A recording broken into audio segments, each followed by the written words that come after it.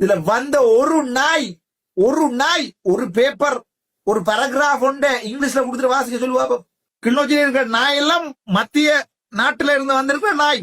இலங்கையின் மத்திய மலைநாட்டில் வாழும் தமிழர்களை கேவலமான வார்த்தைகளால் திட்டி தீர்த்த நாடாளுமன்ற உறுப்பினர் அர்ஜுனா ராமநாதன் உடனடியாக கைது செய்யும்படி குற்றத்தடுப்பு விசாரணை பிரிவில் முறைப்பாடு.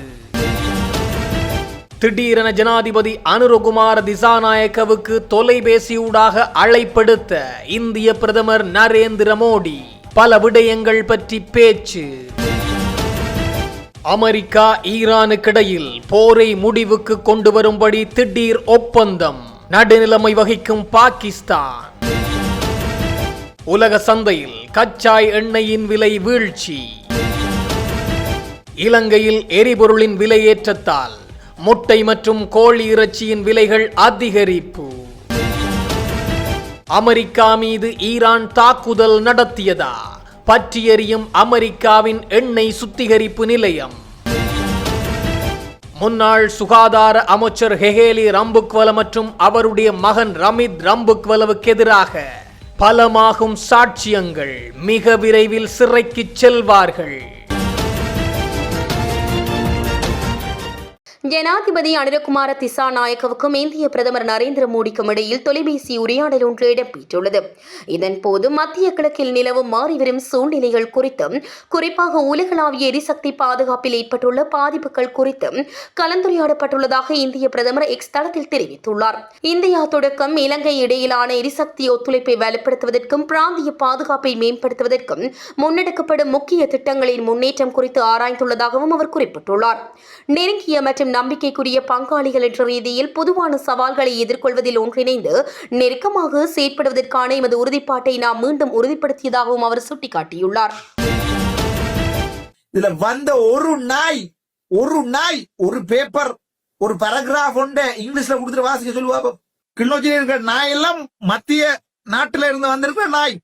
MP அர்ச்சனா ராமநாதன் மீது ICCPR சட்டத்தின் கீழ் முறைப்பாடு ஒன்றை பதிவு செய்துள்ளனர். மலையக சிவில் சமூக அமைப்புகளின் பிரதிநிதிகள் சிலர் இன்று போலீஸ் மா அதிபர் மற்றும் குற்றப்புலனாய்வு திணைக்களத்திற்கு பாராளுமன்ற உறுப்பினர் அர்ச்சனா ராமநாதன் மீது ICCPR சட்டம் 2007 இலக்கம் 56 கீழ் முறைப்பாடு ஒன்றை பதிவு செய்துள்ளனர். சமீபத்தில் அர்ச்சனா ராமநாதன் வெளியிட்ட பொது கருத்துக்கள் மலையக தமிழர் சமூகத்தையே இழிவுபடுத்தும் வகையிலும் பிரதேசவாதத்தையும் சமூக அமைதியையும் சீர்குலைக்கும் விதத்திலும் வெறுப்பு பேச்சாக அமைந்துள்ளது முறைப்பாட்டில் குற்றம் சாட்டப்பட்டுள்ளது. இது குறித்து உடனடி விசாரணை மேற்கொண்டு சட்டப்படி தேவையான நடவடிக்கைகளை எடுக்குமாறு அதிகாரிகளிடம் கூறப்பட்டுள்ளது. இந்த முறைப்பாட்டை ஜீவரத்னம் சுரேஷ், ஆந்தனி ஜேசுதாசன், செல்வராஜா ராஜசேகர், அழகர் செல்வராஜா மற்றும் KN ஜோகா சுஜி போன்ற சமூக செயற்பாட்டாளர்களும் இணைந்து சமர்ப்பித்துள்ளனர்.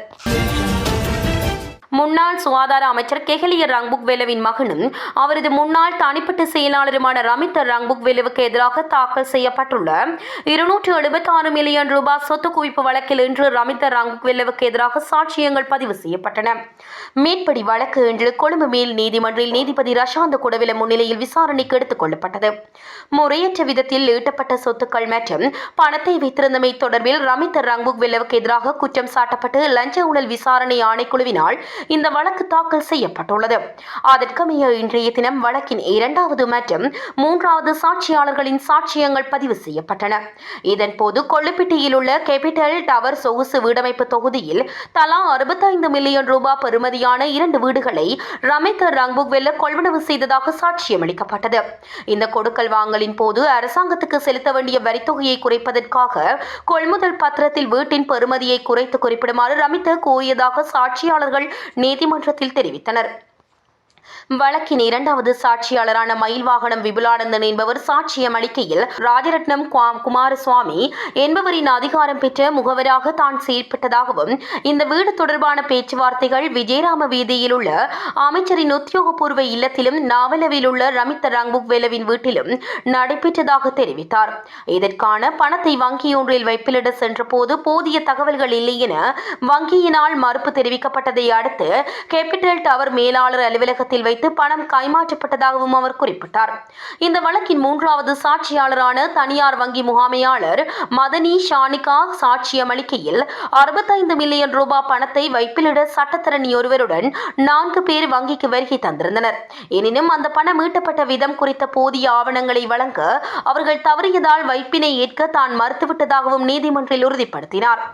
2022 ஜனவரி முதல் 2023 செப்டம்பர் 14 வரையான காலப்பகுதியில் சுமார் 296 மில்லியன் ரூபாய் பெறுமதியான சொத்துக்களை சேர்த்துள்ள ரமித்த ரங்புக்வெல அதில் 275 மில்லியன் ரூபாவுக்கும் அதிகமான சொத்துக்கள் எவ்வாறு ஈட்டப்பட்டன என்பதை வெளிப்படுத்த தவறியுள்ளார்.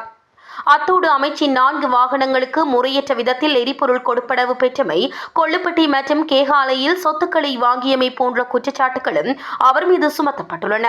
இந்த வழக்கில் லஞ்ச ஊழல் விசாரணை ஆணைக்குழுவினால் 86 சாட்சியாளர்கள் பெயரிடப்பட்டுள்ள நிலையில் அடுத்த கட்ட விசாரணைக்காக 1, 5, 7 மற்றும் 9ஆம் இலக்க சாட்சியாளர்களுக்கு அழைப்பாணை விடுக்கப்பட்டதுடன் இந்த வழக்கு எதிர்வரும் மே மாதம் 8ஆம் தேதிக்கு ஒத்திவைக்கப்பட்டது. அமெரிக்க ஜனாதிபதி டொனால்ட் ட்ரம்ப் நிர்வாகம் ஈரானுடனான தற்போதைய போரை முடிவுக்கு கொண்டுவரும் வகையில் 15 அம்ச அமைதி திட்டத்தை ஈரானுக்கு அனுப்பியுள்ளது. இந்த திட்டம் பாகிஸ்தான் மூலம் ஈரானுக்கு அனுப்பப்பட்டதாக அமெரிக்க அதிகாரிகள் தெரிவித்துள்ளனர். ட்ரம்ப் தனது ட்ரூத் சோசியல் பதிவில் அமெரிக்கா மற்றும் ஈரான் இடையே கடந்த 2 நாட்களில் மிக நல்ல மற்றும் பயனுள்ள பேச்சுவார்த்தைகள் நடைபெற்றுள்ளன. மத்திய கிழக்கில் உள்ள எதிர்ப்புகளை முழுமையாக முடிவுக்கு கொண்டு வருவது குறித்து விரிவான விவாதங்கள் நடந்துள்ளன என்று கூறியுள்ளார். மேலும் ஈரான் அணு ஆயுதம் வைத்திருக்காது என்பது திட்டத்தின் முதல் 2-3வது முக்கிய புள்ளிகளாக இருப்பதாக அவர் வலியுறுத்தினார். அணு நிகழ்ச்சி நிரல் ஈரானின் அணுத்திட்டத்தை முழுமையாக கலைத்தல், யுரேனியம் செறிவூட்டலை நிறுத்துதல், 3 முக்கிய அணுதளங்களை அகற்றுதல், 5 ஆண்டுகளுக்கு ஏவுகணை திட்டத்தை நிறுத்துதல் அல்லது கட்டுப்படுத்துதல், ஹார்முஸ் நீரிணையில் சர்வதேச கப்பல் போக்குவரத்துக்கு முழுமையாக திறக்க வேண்டும், ஹிஸ்புல்லா, ஹமாஸ் உள்ளிட்ட பிராக்சி குழுக்களுக்கு ஆதரவை நிறுத்துதல், கடல்வழிகள் பாதுகாப்பு, ஏவுகணை வரம்பு கட்டுப்பாடுகள் என குறிப்பிடப்பட்டுள்ளது. இதன்படி ஈரான் இந்த திட்டத்தை ஏற்றுக்கொண்டால் அமெரிக்கா முழு பொருளாதார தடைகளை நீக்குதல், புஷேர் அணு மின் நிலையத்துக்கு உதவி, முன்பு நீக்கப்பட்ட ஐநா தடைகளை மீண்டும் விதிக்கும், ஸ்னாப்பேக் வழிமுறையை நீக்குதல் உள்ளிட்ட சலுகைகளை வழங்கும் என்று தெரிவிக்கப்பட்டுள்ளது. தற்போதைய நிலைப்படி ட்ரம்ப் ஈரானின் எரிசக்தி உள்கட்டமைப்பு மீதான தாக்குதல்களை 5 நாட்கள் தற்காலிகமாக நிறுத்தியுள்ளார். இருப்பினும் ஈரான் இந்த பேச்சுவார்த்தைகளை பொய்யான செய்தி என்று மறுத்துள்ளது. போர் தொடர்கின்றது என்றும் ஹார்மூஸ் ஜலசந்தியை நட்பு கப்பல்களுக்கு மட்டும் திறக்கும் என்றும் ஈரான் தெரிவித்துள்ளது.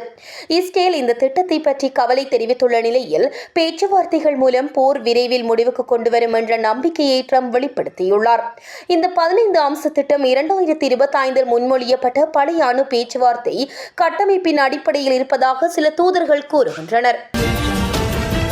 உலக சந்தையில் கச்சா எண்ணெய் விலை கணிசமாக சரிந்துள்ளது. அதன்படி வெளிநாட்டு ஊடக அறிக்கைகளின்படி ஒரு பீப்பாய் WTI கச்சா எண்ணெயின் விலை 4.42% குறைந்து 88.27 அமெரிக்க டாலராக பதிவாகியுள்ளது. மேலும் ஒரு பீப்பாய் பிரெண்ட் கச்சா எண்ணெயின் விலை 5.41% குறைந்து 98.84 டாலராக பதிவாகியுள்ளது. இதன்படி இலங்கைக்கு இறக்குமதி செய்யப்படும் ஒரு பீப்பாய் முர்பான் கச்சா எண்ணெயின் விலை 119.88 $1 ஆகும். அதன்படி இது முந்தைய விலையை விட 11.31% குறைவு என்று வெளிநாட்டு ஊடக அறிக்கைகள் மேலும் தெரிவித்துள்ளன.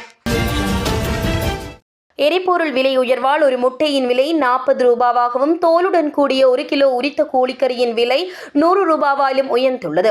சிறிய முட்டையின் விலை 37 ரூபாவாகவும் நடுத்தர முட்டையின் விலை 39 ரூபாவாகவும் பெரிய முட்டையின் விலை 41 ரூபாவாகவும் உயர்ந்துள்ளது.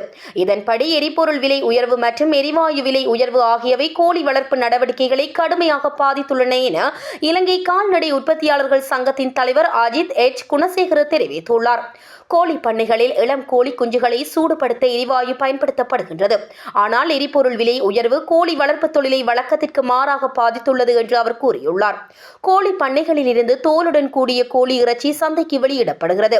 தற்போது 1 கிலோ கோழிக்கறியின் விலை 1200 முதல் 1250 ரூபாய் வரை உயர்ந்துள்ளது.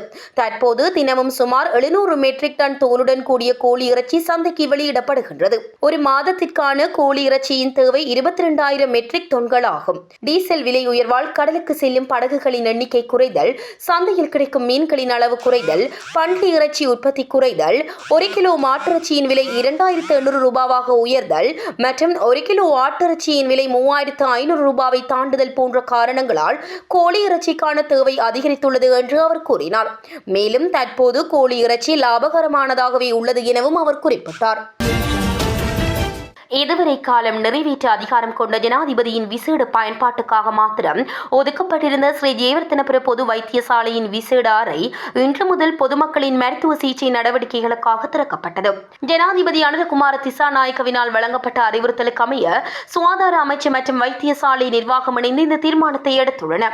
ஜப்பான் அரசாங்கத்தின் நன்கொடையின் கீழ் 1984ஆம் ஆண்டு கட்டப்பட்ட ஸ்ரீ ஜெயவர்தனபுர பொது வைத்தியசாலை 1000 கட்டில்கள் கொண்ட கொள்ளளவுடன் ஆரம்பிக்கப்பட்டது. எவ்வாறாயினும் அந்த திட்டத்தின்படி ஜனாதிபதியின் தனிப்பட்ட பயன்பாட்டிற்காக 1001ஆம் இலக்கத்தை கொண்ட இந்த விசேட அறையும் மேலதிகமாக சேர்க்கப்பட்டிருந்தது. வைத்தியசாலை ஆரம்பிக்கப்பட்டதிலிருந்து கடந்த 42 ஆண்டுகளில் இந்த அறை மிக குறைந்த சந்தர்ப்பங்களில் மட்டுமே பயன்படுத்தப்பட்ட போதிலும் ஜனாதிபதி ஒருவரின் வருகையை எதிர்பார்த்து நோயாளிகளின் பயன்பாட்டிற்கு வழங்கப்படாமல் பல ஆண்டுகளாக பராமரிக்கப்பட்டு வந்தது. இன்று முதல் இந்த விசேட அறை வைத்தியசாலையில் சிகிச்சை பெறும் சாதாரண நோயாளிகளின் பயன்பாட்டுக்காக ஒதுக்கப்பட்டுள்ளது. அரசு சொத்துக்களையும் வளங்களையும் மக்களின் சுகாதார தேவைகளுக்காக மிகவும் பயனுள்ள முறையில் பயன்படுத்துவதற்கான தற்போதைய அரசாங்கத்தின் கொள்கையின் கீழ் இந்த நடவடிக்கை எடுக்கப்பட்டுள்ளது. அமெரிக்காவின் டெக்சாஸ் மாகாணத்தில் உள்ள போர்ட் ஆர்தரில் உள்ள வலேரோ எண்ணெய் சுத்திகரிப்பு நிலையத்தில் ஒரு பெரிய வெடிப்பு நிகழ்ந்துள்ளது. இது ஒரு நாளைக்கு 3,80,000 பீப்பாய்கள் கொள்ளளவு கொண்ட ஒரு சுத்திகரிப்பு நிலையமாகும். வெடிப்பை தொடர்ந்து தீ விபத்து ஏற்பட்டது. மேலும் அதிகாரிகள் உடனடியாக நடவடிக்கை எடுத்து குடியிருப்பாளர்களை பாதுகாப்பான இடங்களுக்கு வெளியேற்றினர். போர்ட் ஆர்தர் நகர அதிகாரிகளின் கூற்றுப்படி சுத்திகரிப்பு நிலையத்தை சுற்றியுள்ள அனைத்து குடியிருப்பாளர்களின் பாதுகாப்பும் உறுதி செய்யப்பட்டது. சுத்திகரிப்பு நிலையத்தில் ஏற்பட்ட வெடிப்பு மற்றும் தீ விபத்து காரணமாக போர்ட் ஆர்தர் நகரத்திற்கு செல்லும் அனைத்து முக்கிய சாலைகளும் மூடப்பட்டதாகவும் தெரிவிக்கப்பட்டுள்ளது. இந்த வெடிப்பில் சுத்திகரிப்பு நிலையத்தில் பணிபுரியும் 2 தொழிலாளர்கள் காயமடைந்து மருத்துவமனைக்கு கொண்டு செல்லப்பட்டதாக அமெரிக்க ஊடகங்கள் செய்தி வெளியிட்டுள்ளன. வெடிப்பு குறித்து உடனடியாக விசாரணை தொடங்கப்பட்டது. மேலும் வெடிப்புக்கு காரணம் ஒரு தொழில்துறை வெப்பமூட்டியாக இருக்கலாம் என்று காவல்துறை கூறியது. இது ஈரான் ஆதரவு பயங்கரவாத குழுவினால் நடத்தப்பட்ட தாக்குதல் என்ற சந்தேகமும் எழுந்துள்ளது. மேலும் விசாரணைகள் தொடர்ந்து நடைபெற்று வருகின்றன.